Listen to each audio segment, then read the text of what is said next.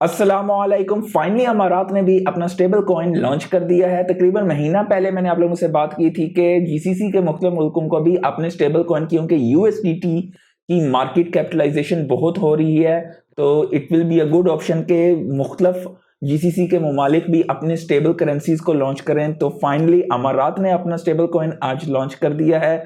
आप ये खबर देख सकते हैं कि यूएई सेंट्रल बैंक ने अप्रूव कर दिया है स्टेबल कॉइन का लॉन्च।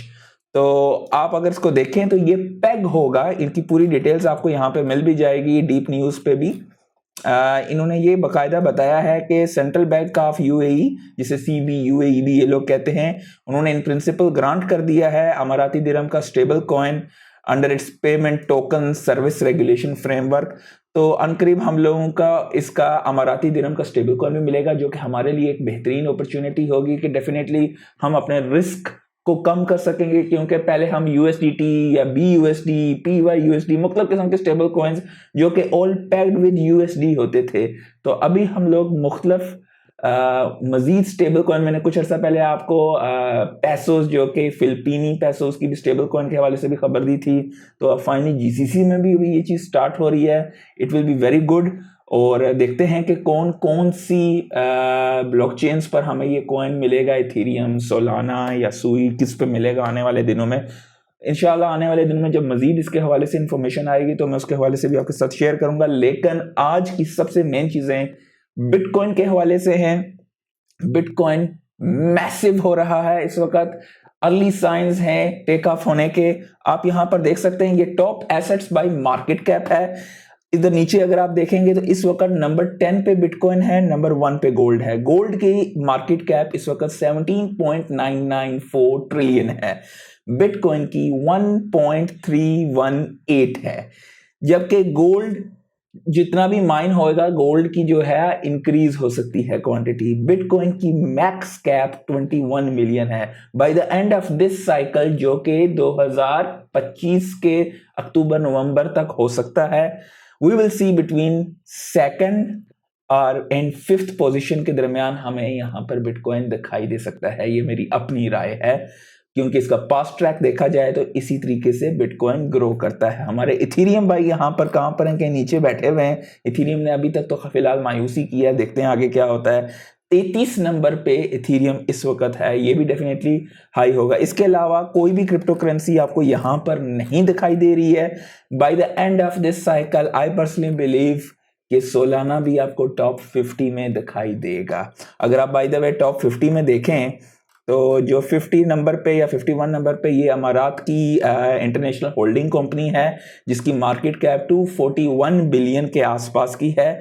और अगर आप इस वक्त सोलाना की मार्केट कैप देखेंगे तो अराउंड 73 बिलियन, 72.9 बिलियन की है। तो कोई ये बड़ी चीज नहीं होगी इस मार्केट कैप के आसपास आना, तकरीबन 241 बिलियन के आसपास इसके लिए आना। तो ये मेरी अपनी राय है, मैं गलत भी हो सकता हूँ। मैं सोलाना का होल्डर हूँ और मैंने उसे बहुत मुश्किल वक्त में भी होल्ड करके रखा था और मजीद बाइंग की थी, और आपके साथ चैनल पे भी लगातार मैं इसके हवाले से शेयर कर रहा था। ब्लैक रॉक के हवाले से बहुत बुलिश प्रिडिक्शंस हैं बिटकॉइन के हवाले से उन्होंने दिए हैं। ब्लैक रॉक के सीईओ लैरी फिंक ने प्रिडिक्ट किया है कि बिटकॉइन रीच कर सकता है यूएस की जो हाउसिंग मार्केट साइज है अराउंड 49.6 ट्रिलियन डॉलर, और इस वक्त करंटली बिटकॉइन की मार्केट कैप है 1.3 ट्रिलियन। तो प्रिडिक्ट कर रहे हैं कि बिटकॉइन इस मार्केट कैप को रीच कर सकता है, जो कि उनकी हाउसिंग मार्केट कैप 49.6 ट्रिलियन। तो बिटकॉइन के मैक्स सप्लाई तो 21 मिलियन है, तो अगर उसको रीच करेगा तो अप्रोक्सीमेटली बिटकॉइन प्राइस कैन सोर टू $3 मिलियन पर बिटकॉइन। तो ये सुनने में बहुत अजीब लगता है, पर ये रियलिटी है, ये अचीवेबल भी है, क्योंकि डिमांड एंड सप्लाई का बेसिक कॉन्सेप्ट इस पे अगर लगाया जाए और ट्रू मनी जिसके साथ हेरा फेरी ना की जा सके, तो bitcoin is the perfect asset for that. इसके अलावा एप्पल के को फाउंडर कितने बिटकॉइन पे बुलिश हैं, अगर आप ये बात भी गौर करें स्टीव वोजनियाक के हवाले से, इन्होंने 2017 में 17 अक्टूबर को कहा था, bitcoin is mathematical and nobody can change mathematics, there will be only 21 million bitcoin. तो ये बात बहुत बुलिश है। अगर ये चीज़ आपको समझ आ जाती है तो आप समझेंगे कि भाई फियाट से ज़्यादा अच्छा हमारे लिए बिटकॉइन में अपनी वैल्यू को स्टोर, क्योंकि फियाट जो है बेसिकली डिप्रिशिएट होती है ओवर द टाइम, क्योंकि गवर्नमेंट्स मजीद प्रिंटिंग करती हैं। और अगर आप सेविंग मोड पे हैं तो आप कभी भी अपने एसेट्स को ग्रो नहीं कर सकते। हाँ, आप ये कह सकते हैं कि भाई मैं स्टॉक मार्केट में लॉन्ग रनर हूँ, पर जो रिटर्न्स आपको बिटकॉइन ने ओवर द लॉन्ग रन दिए हैं, nothing has come near to it. Definitely आप कह सकते हैं हाँ भाई इस साइकिल में अभी तक एनवीडिया ने बहुत दिया है। यस, अभी तक एनवीडिया ने बहुत दिया है आपको पूरे स्टॉक मार्केट में। डेफिनेटली अगर आप लॉन्ग रन करें तो आप किसी एक स्टॉक को तो लेंगे नहीं, आप अपने क्या बोलते हैं या तो ईटीएफ्स लेंगे या ब्रॉड मार्केट इंडेक्स फंड्स में इन्वेस्टमेंट करेंगे over the long run.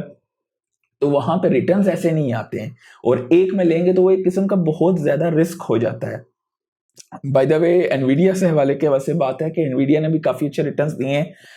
Abu Dhabi के हवाले से मेन खबर ये है कि बिटकॉइन की कॉन्फ्रेंस आ रही है अबू धाबी में 9 और 10 दिसंबर को। तो अगर आप अबू धाबी में रहते हैं तो डेफिनेटली यहाँ पे आपको बहुत कुछ सीखने को मिलेगा। और बिटकॉइन की जो प्राइस प्रिडिक्शंस वगैरह की जा रही हैं तकरीबन $250,000 के आसपास, 220, 230, मुख्तलिफ जो एनालिस्ट हैं वो इतनी प्रिडिक्ट कर रहे हैं इस साइकिल की। अब होती हैं या नहीं, 120 से $180,000, I am very happy with it. और मेरी अपनी राय भी यही है कि 120 to 180 is the good time to start layering out. BlackRock ने एक और जो उनके सीईओ लैरी फिंक वो कहते हैं कि bitcoin basically is an asset class in itself. तो आप ये भी अंदाजा लगा सकते हैं कि इतना बड़ा दायरा जिसके अंडर $11.2 ट्रिलियन के एसेट अंडर मैनेजमेंट हैं, वो बिटकॉइन के हवाले से कितने बुलिश हैं। तो अब जाहिर है इस वक्त आप कह रहे हैं कि बुलिश हैं, तो बिटकॉइन की प्राइस इस वक्त इंक्रीज क्यों नहीं हो रही है। डेफिनेटली उस पर भी आने वाले जो इलेक्शन होने हैं 21 दिन के अंदर, उसके हवाले से भी कुछ बहुत खबरें हैं, उसके हवाले से भी हम बात करेंगे। उससे पहले मैं आपको ये बता दूं कि जापानीज की जो पब्लिक कंपनी है मेटा प्लांट, उन्होंने तकरीबन 106.97 बिटकॉइन मजीद बाई किए हैं। और स्टैंडर्ड चार्टर्ड जो बैंक है उन्होंने भी अपनी प्रिडिक्शन जाहिर की है कि ये बेसिकली कि ये अपना knew all time high reach कर सकता है बिफोर यूएस इलेक्शन। अराउंड 73.7 के आसपास था, ये 74 73.7 बिटकॉइन का पिछला था। तो अगर वो ब्रेक होता है तो डेफिनेटली तो आप कह सकते हो कि बनाना टाइम जो है, बनाना जोन जो है बेसिकली जिसे हम कहते हैं कि रॉकस्टर साइड एरिया, वो स्टार्ट हो जाएगा। उसके बाद आपको जो है बाई करने का मौका नहीं मिलेगा इतनी लो कॉस्ट पे मुख्तलिफ टोकन्स जो कोई भी आप लेना चाहें। इस वक्त हम लोग ग्रीड पे आ गए हैं। डेफिनेटली कल मार्केट एकदम थोड़ी सी उठी थी। आप देख सकते हैं कि मार्केट में साथ ही साथ मैनिपुलेशन शुरू हो चुकी हैं। आप ये देख सकते हैं लोगों को लॉन्ग पे और शॉर्ट पे दोनों साइड पे लिक्विडेट किया। कल मैंने क्लियरली आप लोगों को बताया था कि जब तक 66 या 65.8 को वीकली कैंडल बेस पे बिटकॉइन ब्रेक नहीं करता है विद गुड वॉल्यूम, मैं इससे मोहतात रहूँगा, क्योंकि इस जगह पे बहुत ज़्यादा मैनिपुलेशंस होती हैं। तो मैं आपको मैनिपुलेशन के हवाले से आगे दिखाऊंगा भी कि लिक्विडेशंस लोगों की हालत ख़राब हुई है। तकरीबन पिछले 24 घंटे में $304 मिलियन की लिक्विडेशंस हुई हैं, इंक्लूडिंग लॉन्ग एंड शॉर्ट्स। इसीलिए आप डायरेक्ट स्पोर्ट में बाई किया करें और ऐसी जगहों पे बहुत मोहतात रहा करें, क्योंकि मार्केट में बेशक मार्केट ऊपर जा रही है, लेकिन अगर आप अपना सारा सरमाया ज़ाया कर दोगे तो उसका आपको कोई फ़ायदा नहीं होगा। खाली देखोगे और आपने गलती को जो है फिर आप उसका हल नहीं ढूंढ सकते हो। तो इसलिए आपके लिए मेन चीज़ यही है कि होल्ड करो और सब्र करो और पेशेंस, ग्रीडनेस से बचो। आप ये देख सकते हैं कि मेन जो है पिछले 24 घंटे में जो 12 घंटे थे उसमें लॉन्ग को जो है 141 मिलियन की जो है उनकी लिक्विडेशन हुई है, शॉर्ट्स की 103, और 24 घंटे में अभी 310 अभी मजीद हुई है, जिसमें टॉप पे अगर आप देखें तो इस दफ़ा OKX पे हुई है। OKX पे 47.7 मिलियन लॉन्ग्स पे और 32.20 मिलियन शॉर्ट्स पे। दूसरे नंबर पे बाइनेंस आता है। तो एनवीडिया के स्टॉक के हवाले से भी यही है कि उसने अपने ऑल टाइम रिकॉर्ड्स को ब्रेक किया है और इसकी मार्केट कैप इस वक्त 3.38 ट्रिलियन की है। डेफिनेटली एनवीडिया ने भी बहुत ज़्यादा इस दफ़ा ग्रो की है। और लेट्स सी के जो टेस्ला का आया था रोबोट के हवाले से, I am personally very bullish 26-27 में जब उनकी प्रोडक्शन स्टार्ट होगी, तो लेट्स सी के वो कैसे प्ले आउट करते हैं। और आने वाले दिनों में हम देख सकते हैं कि होपफुली टेस्ला में भी हमें ऐसा सीज़न मिल सके 2026-27 से 2029 के दरमियान हमें ये चीज़ मिल सकती है। टेस्ला में भी ऐसा एक सीज़न, मैंने आपको पहले ऑलरेडी बताया कि काफ़ी ज़्यादा वेल्स ने लिक्विडेशन की है लॉन्ग्स और शॉर्ट्स पे, तो just wait and be patient and be careful. हाँ, तो उसके अलावा बड़ी खबर ये है गूगल के हवाले से कि गूगल बैक कर रही है मुख्तलिफ किस्म के न्यू पावर प्लांट्स को इसको स्टार्ट करने के लिए, क्योंकि एआई को बेसिकली बहुत ज़्यादा पावर की ज़रूरत पड़ती है और उसके लिए दे नीड रिसोर्सेज, ताकि एआई जो है रेंडरिंग या उसकी जो कुछ भी है वो सारा कुछ एनर्जी की ज़रूरियात को वो पूरा किया जा सके। तो आप यहाँ पे मज़ीद डिटेल्स पढ़ सकते हैं कि मुख्तलिफ 7 प्लांट्स को वो लोग स्टार्ट करें, और जो कि मैंने बताया कि बड़ा पैसा अभी रुका हुआ है, और उसकी मेन वजह ये है कि वो इलेक्शंस का इंतज़ार कर रहे हैं जो कि 21 दिन 2 घंटे और 41 मिनट के बाद होंगे।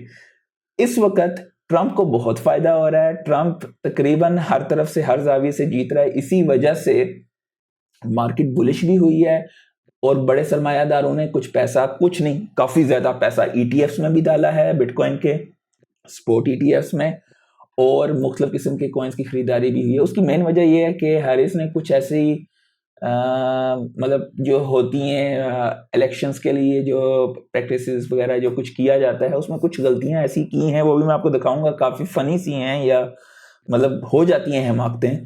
तो इसका डायरेक्ट फ़ायदा ट्रंप को हुआ है, वरना पहले तकरीबन आसपास ही थे। तो ये पिछले 2 दिनों से काफ़ी ज़्यादा इसको फ़ायदा हो रहा है।